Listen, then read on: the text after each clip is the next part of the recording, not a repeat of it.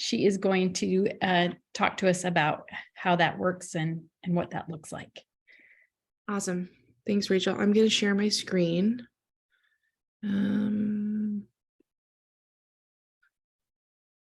Okay.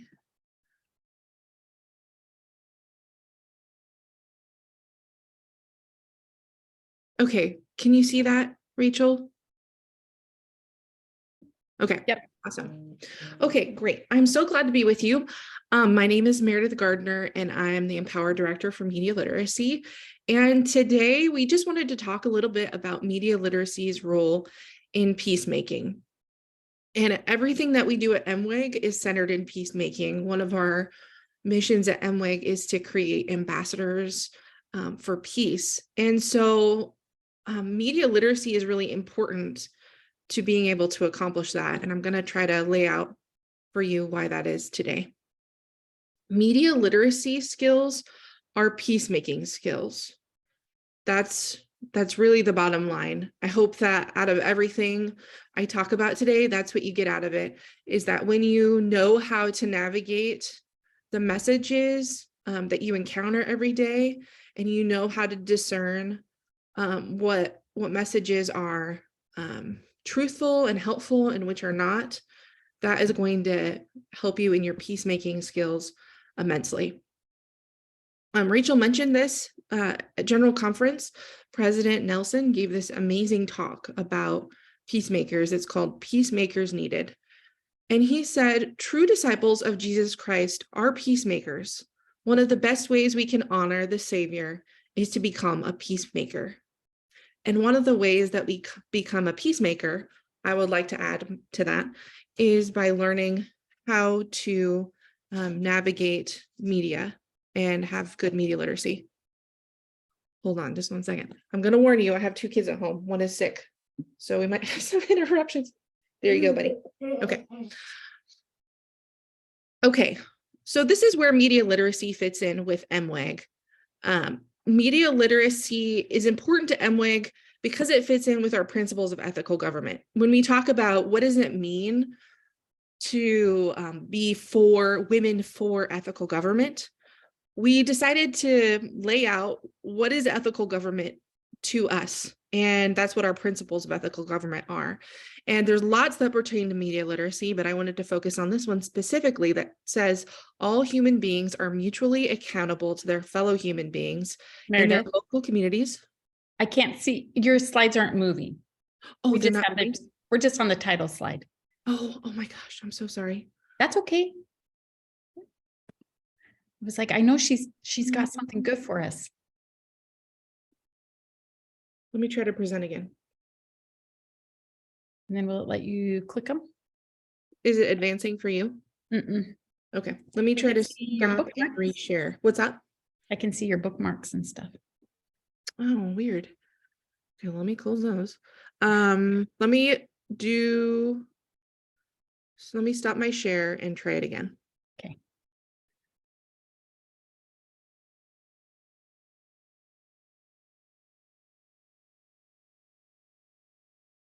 Okay. Okay, perfect. Now can you see it? Yep. Okay, perfect. Thank you so much for stopping me. Yep.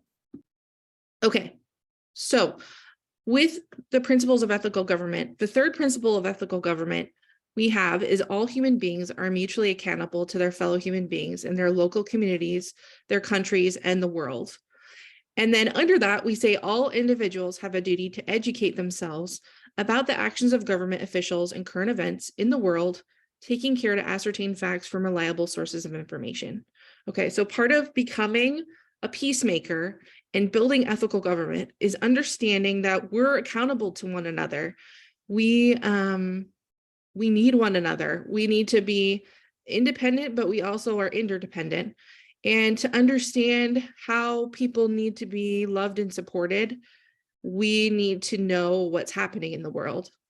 And that's where media literacy comes in. Media literacy enables us to fulfill our duty to bear the burdens of others and build positive peace through change. Good information assists us in building the beloved community. We'll talk a little bit more about what it means to build positive peace. It's something we talk about a lot in MWEG. but I'll be sure to outline it here in a few slides. But it's just so important for us to understand what's happening to other people in the world so that we can be ambassadors for peace, so that we can build positive change in our government and in our communities. So I'm not sure if your slides are moving. We're still on slide 2. Oh gosh, Down at the bottom, can you just click? It says 2 of 19. does it? Will it let you click over? Tell me if it moves. Is it still not showing? Okay. But I saw a sneak peek, so I know they're awesome. I'm so sorry. I'm trying this on Canva for the first time. And here, let's see. It says resume. It says my screen sharing is paused. Hold on, let me start. Let me try one more time. I'm so sorry. That's okay.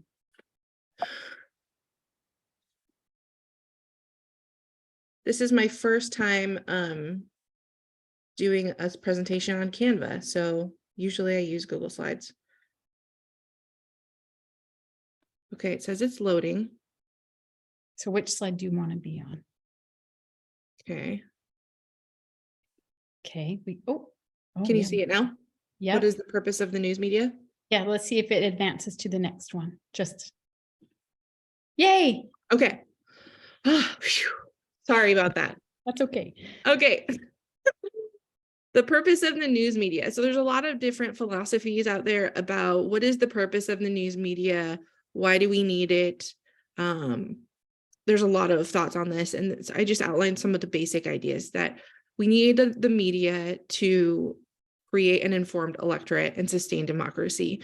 If people are going to participate, if we're going to have a republic where we elect officials to represent us, then we need to know what's happening. And the news media is what helps us to do that. They report the news on the most basic level. They act as a watchdog over public interests. That's where the idea of the media being the fourth estate comes in, is it's like kind of like a fourth branch of government, but separate in that it watches over the other branches. They bear witness. So one thing that I think a lot about is that I can't be everywhere and I am not an expert in everything. And this is a picture of Martha Raddatz on here, and she was a war correspondent. And I think about right now war happening in Ukraine and in other places of the world. That's one great example of journalism being extremely important and the news media being extremely important and bearing witness in what is happening there, because none of us are able to be there. They also help set the tone for public discourse. And a lot of people will say news media sets the agenda, and in a lot of situations they do. And that is one of their important roles, is to kind of judge what's important to society and what needs less attention. And that's certainly a flawed process of decision making. But it is one thing that the news media does. This is a quote from the American Press Institute.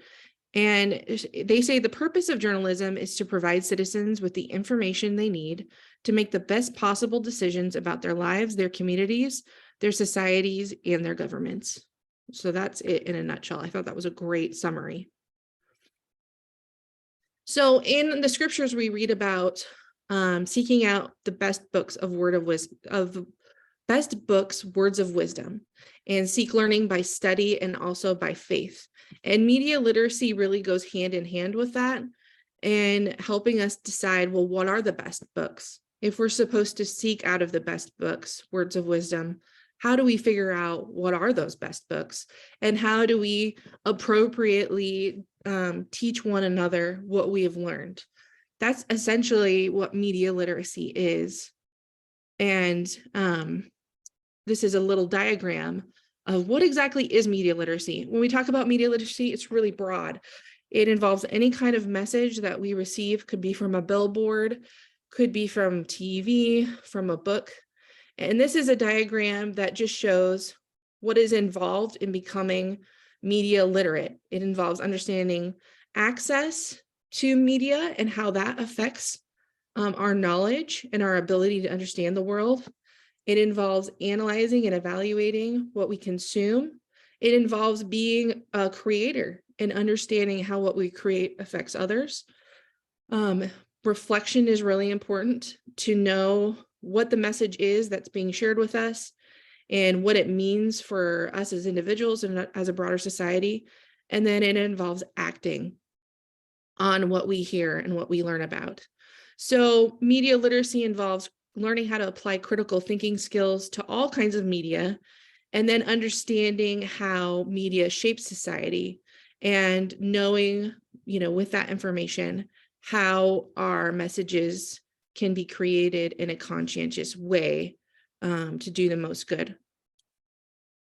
News literacy is a type of media literacy specifically, and that's the ability to understand the credibility of the news, understanding good standards of journalism, developing as individuals good judgment of what we should trust when we're reading and what we should share. What makes a good news story, what makes a story believable and likely to be true, and then also having healthy skepticism. So it is important to recognize that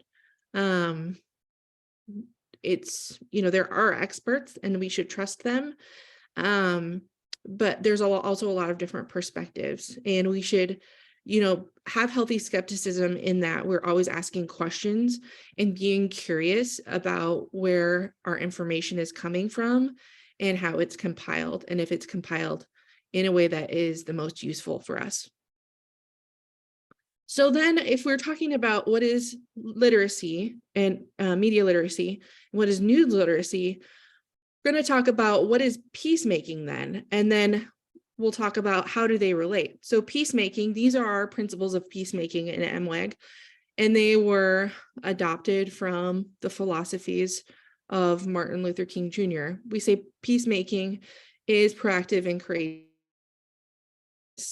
Peacemaking seeks to unify instead of divide. Peacemaking demands great tolerance for people and none for injustice. It views human suffering as sacred.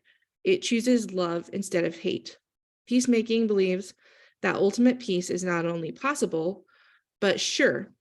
So then, like I said, we want to overlap our media literacy with those peacemaking principles. Does my media consumption enable me to be proactive and courageous? Are we actually consuming, news media? I know that there are a lot of great people out there, and there's no judgment here. This is just, thoughts to consider, that just cut themselves off from news for good reasons, I will acknowledge. But if we're trying to be peacemakers, we have to ask ourselves, is my consumption allowing me to be proactive and courageous? Do the messages I see seek to unify or to divide? That can be anything. That can be political tweets, that can be Instagram reels, that can be news reports on television. We need to ask ourselves, what is the message that I'm getting from this person, and are they seeking to unify or divide? Yeah. And the same with what messages we're putting out there. Meredith, that was making me think. So sometimes I feel like the media consumption become burdensome, like if it's too much, right? Yeah. And so I think it's like making really smart choices about where you're going to get the information so that it's not overwhelming. Absolutely. And not reading 10 different stories or versions, I should say, of the same thing, but like knowing this is a trusted source, I can get this information here. And then if I want more information, I can dig deeper. Right. But for me, I feel like I almost pull back, because I'm like, I can't take the fire hose of information from 10 outlets. Yes. And so I think that's where and I know we've talked in past grows about narrowing our, where we get our media to reliable sources. Right. Yes, that's correct. And I love that you mentioned that, because it is a fire hose now with the media, or with the internet and with social media. It's hard to not get overwhelmed. And that's why I said it's totally understandable why people are like, well, I don't want to read or listen to the news, because it's just overwhelming. So I think that part of being proactive and courageous is finding that balance of not over consuming, but not cutting it off altogether. And that takes some trial and error for sure. Absolutely.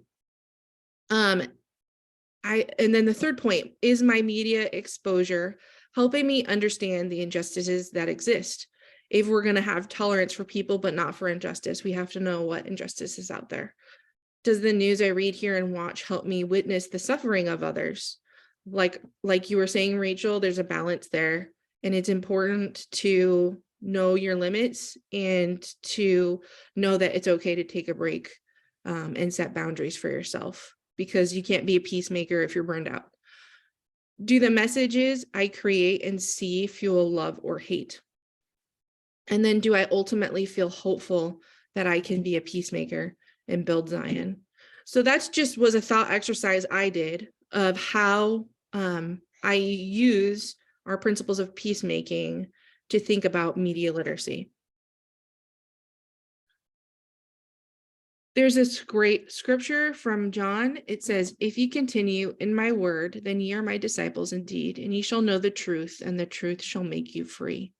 And so I think there's this great connection between discipleship and peacemaking. Like President Nelson said, that true disciples are peacemakers. And so by becoming peacemakers, then we know the truth and we are also free. And that has a lot of great implications and just a lot of deep implications for us as individuals and also for us as a society. Mom. Yes. I'm going to have a helper join in. You can just show. Go ahead. Hi. Oh, I better. No, we're not going to say hi right now. Why? Why don't you go? You want to say hi? Yeah. She wants to say hi. Hi. Oh, well. Okay, you go watch a show. Thank you. I wanted to center this voice with all this that's been happening. This is from the King Center. And I feel like one of the great things I appreciate about media, and when I was a reporter, the thing that I loved the most was, yes. No, I'm in, nope. I will be done in a few minutes and then I can help you, okay? Okay, go on. One of the things that I appreciated about being a news reporter is how I got to meet people that I would never, encounter in my daily life. We all get into our routines and we have our, our people that we encounter on a day-to-day basis. And I love reading about stories from people that I don't encounter, who have different life experiences and different opinions than I do. And that's one of the ways that we build Zion and build a beloved community, is by leaning in and by getting to know our brothers and sisters. And this quote from Martin Luther King I loved. It says, I am convinced that men hate each other because they fear each other. They fear each other because they don't know each other, and they don't know each other because they don't communicate with each other, and they don't communicate with each other because they are separated from each other. And one of the functions of news media that I didn't put on there that I probably should have is it does have a unifying function, in that it helps us create not only a shared base of truth, but also a shared understanding of what it's like to live our lives in this world.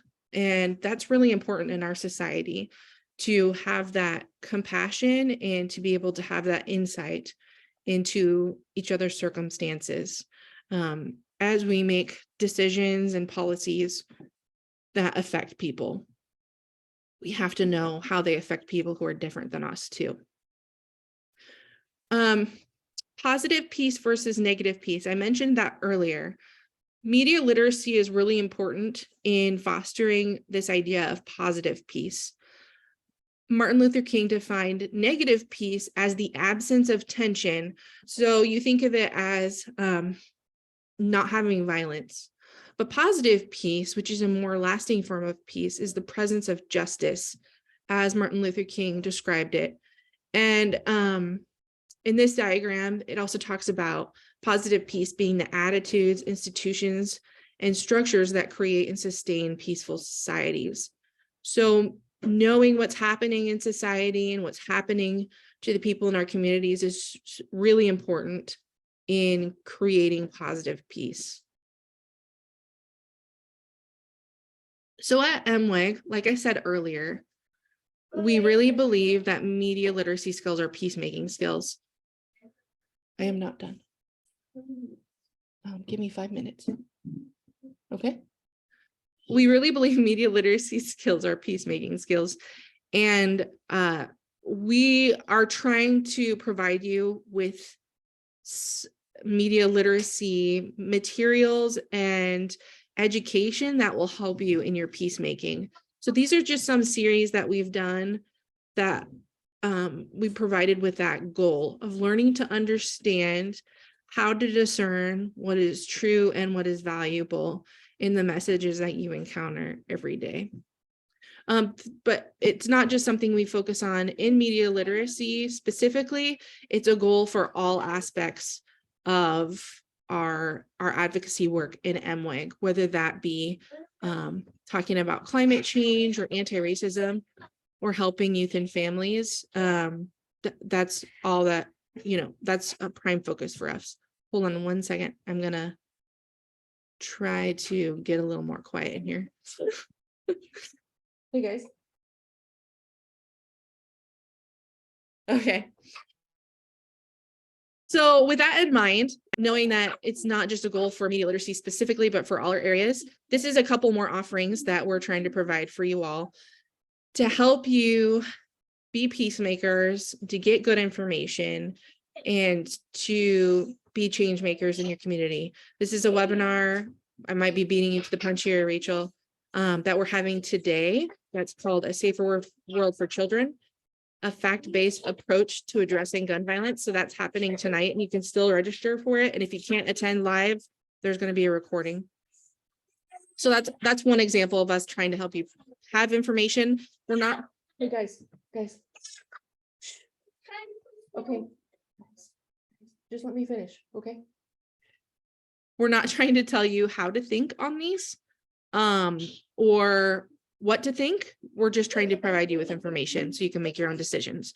And then another thing that we provide is a book club, and we try to give you really good credible selections. And of course, through all of this, whether it be some kind of whether it be like the presentation that we're doing tonight or the book club, we want you to think critically about the selections we provide as well. But our goal is to help you receive good information to make good decisions in policies in your community. So the May book discussion is about the Violence Project, and that's part of our children and families focus is, how can we stop gun violence and what are the best approaches to that? Okay, I'm gonna end with a quote. I'm sorry about the background noise. This is from President Nelson's talk, Peacemakers Needed. He said, "Let us as a people become a true light on the hill, a light that cannot be hid. Let us show that there is a peaceful, respectful way to resolve complex issues and an enlightened way to work out our disagreements. As you demonstrate the charity that true followers of Jesus Christ manifest, the Lord will magnify your efforts beyond your loftiest imagination." And I can just attest to you that that's true, and that as we try to have good media literacy skills, to learn what that means and to exercise those skills as best we can, that it is going to help us in our peacemaking efforts exponentially. And that's all what I have to share for you today. I hope that was helpful, and let me know if you have any questions.